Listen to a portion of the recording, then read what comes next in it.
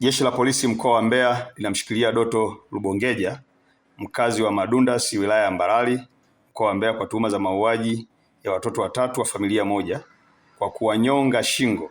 Watoto waliouawa ni Petro Amos miaka 8, Samu Amos miaka 6 na Nkamba Amos miaka 4, wote wakazi wa kijiji cha Madundasi. Tukio hilo lilitokea Januari 15, 2026 katika kijiji cha Madundasi, ambapo mtuhumiwa aliwaua watoto hao baada ya kuwakuta peke yao wakichunga ng'ombe eneo la jirani na nyumbani kwao. Baada ya kutekeleza mauaji hayo, aliiba ng'ombe 15 walizokuwa wakichunga watoto hao, kisha kuziswaga na kwenda kuzificha nyumbani kwa mjomba wake aitwaye Masoda Kurwa, anayeishi kijiji cha Madundasi B, na kuanza kutafuta mteja, ambapo alifanikiwa kuwauza ng'ombe hao na kupata fedha taslim shilingi milioni 5,100,000.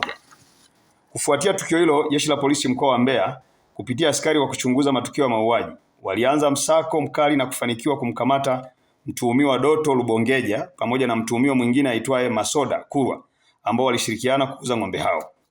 Kupitia msako huo, askari hao walifanikiwa kuwapata ng'ombe wote 15 waliokuwa wameibiwa pamoja na fedha taslim kiasi cha shilingi milioni 5,100,000 zilizopatikana baada ya kuuzwa kwa ng'ombe hao. Uchunguzi wa awali umebaini kuwa chanzo cha tukio hilo ni tamaa ya kujipatia mali kwa njia isiyo halali. Upelelezi unakamilishwa ili hatua za kisheria ziweze kuchukuliwa dhidi ya watuhumiwa.